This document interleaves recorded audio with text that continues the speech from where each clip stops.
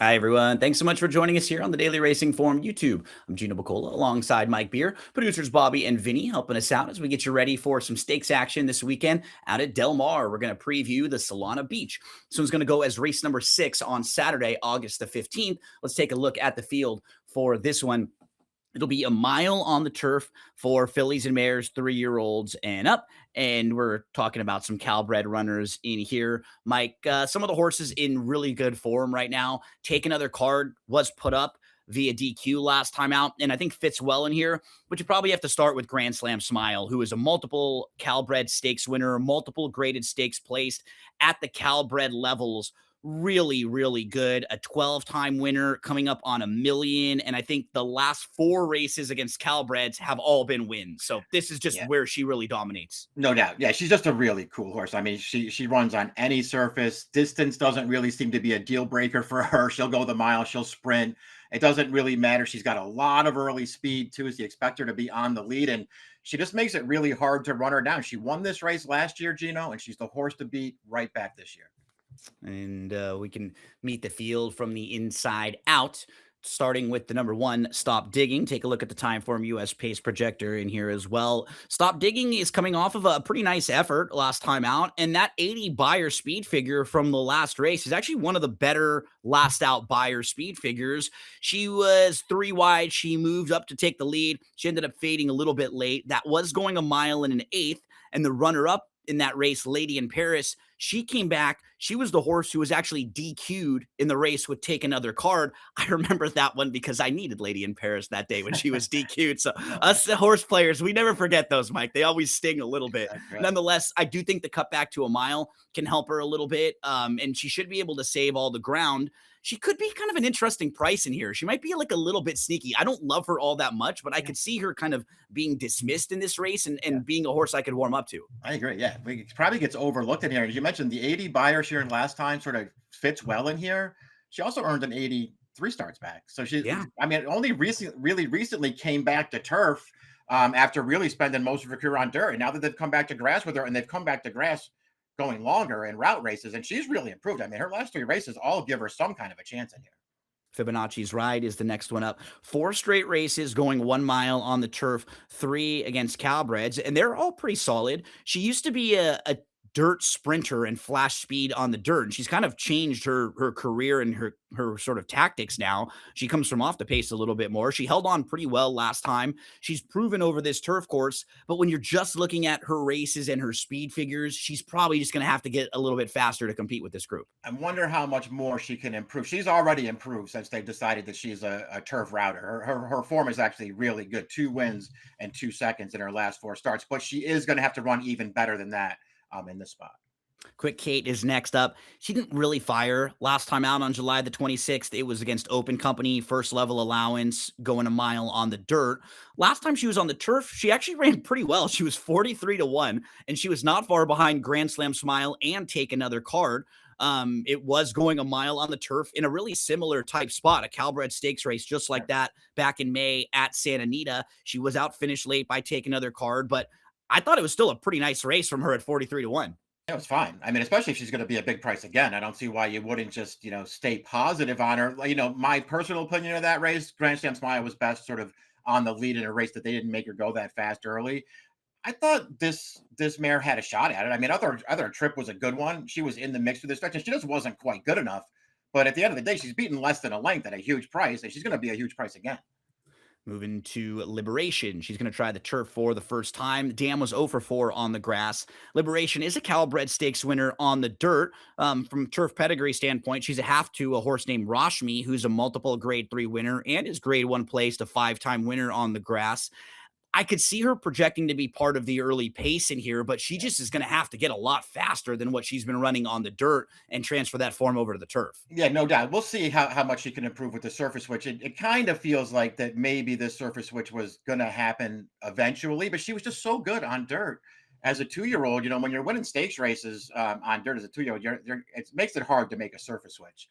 So maybe that's why they left her there, Gino. And I think it is also worth pointing out too. She's slow on paper. It's all 2-year-old form, so she could easily get a lot faster now as a 3-year-old. I think that maybe the main concern with the surface switch now is, is she ran really poorly off the layoff last time. maybe she just needed the race. She got super tired in that race and just totally gave up through the stretch. So we'll see if the surface switch now leads to improvement, because as you mentioned, she's bred to be a turf horse, and they're finally making the surface switch.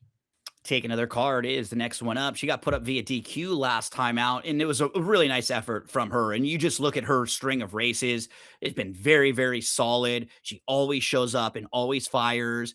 She runs second and third a few times, but honestly, I think that has a lot to do with her running style. Sometimes she's just a little bit farther back behind horses who can get the jump on her, but that was a really good performance. And you just figure right back, it's kind of like a lateral move for her because she's moving from open company to Calbreds, but Yeah. she does have to deal with that same rival, Grand Slam Smile, who's gotten her a couple times. It may just come down to race shape for her. Like, Yeah. does one or two other horses in here put a little pressure on Grand Slam Smile and help set it up for her off the pace? Here she is launching this wide bid where she was a really good second. Yeah, she runs fine. I mean, it's an overdue win for her, obviously, to get one. Unfortunately, first she didn't get it, just winning outright. She had to be put up in this race, but probably deservedly so put up here. There's interference, and I do think worth pointing out though too, Gino. She's not the one who was interfered with in that race. That's not why Yeah. she got put up. So she didn't get there at the end, and that's, again, it's a bunch of second place finishes in a row for her where she just can't quite get up, and that's an issue. You have to reckon with that, because it's not like she's going to be a great price in here, but she shows up every single time. If the trip works out, she could easily win here. The horse that's defeated her a couple times is right next door, Grand Slam Smile, multiple Calbred Stakes winner, and coming up on $1 million if she's able to win or run really well in this spot. She's coming off kind of a disappointing effort in the Great Lady M. It was one of the more recent lackluster efforts from her. Honestly, she just never really got into the race. She was kind of a little bit farther back than normal. It almost looked like they were maybe trying to take her back, but the way that the race set up, Sweet Azteca just kind of cruised on the front end. And she's a really nice filly. I mean, Sweet Azteca, who's a mare now, I believe, she's in the top of the filly and mare sprint division. Whenever she shows up, she's a really, really nice horse. So I'm not going to knock that performance from Grand Slam Smile, but it is worth noting because she's going to be a short price in here, and you're going to play her off of one of her more disappointing recent efforts. And in this race, there might be a little bit of other speed in here with Liberation, maybe one or two others. Can't Sleep definitely is really quick right next door and can go. Clubhouse Cutie might also be one that wants to push it. So I think she's gonna have to work early in here to get the better of this group. It'll be interesting to see how fast they make her go early. I mean, she's capable of going fast and still being around at the end. She's proven that over and over again. But we'll see if they make her go faster this time, and it makes a difference. I don't care about her most recent race, because I think one of the reasons why she has the record that she has is they've just really managed her very, very well. They very rarely run her in graded stakes races, and she's not really that kind of a horse. But your point's well taken. She was pretty bad last time, and she doesn't usually do that. So we'll see what happens. She's the horse to beat, in my opinion. We'll see how fast they make her go. Can't sleep at night. I toss and turn, listening for the telephone. Little Bobby Brown there for you. You're not going to get that on many other horse racing previews right there. Can't Sleep is very, very quick and comes off of a really nice effort where she was just defeated by a nose. And I look at her recent form. I mean, her overall body of work, it's very, very good, but it's all sprinting.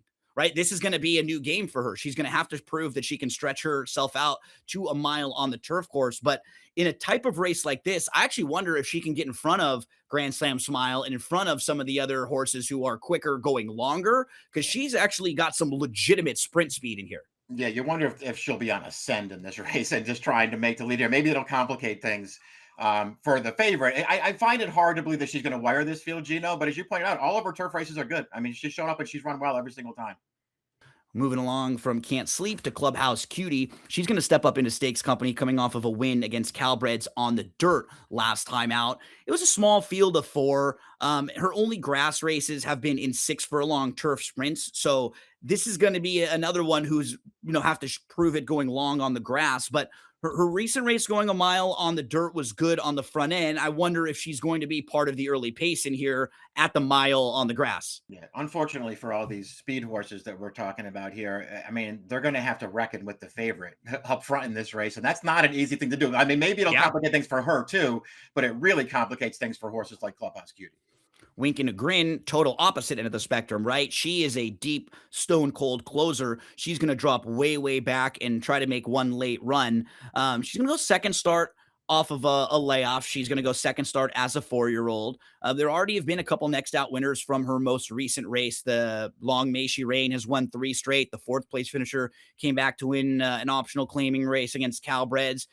She might be a little bit better than the form kind of looks on paper, but I don't know if I can quite get there yet. Like, I would have loved to see one more recent race that's just a little bit better, a little bit more competitive. But I do think the form is muddied up. If they go really fast early on, I could see her running well in here. I agree. She was the toughest call in this race for me because I think there's a chance it sets up for her. I just thought that she ran an underrated race in the Solana Beach last year.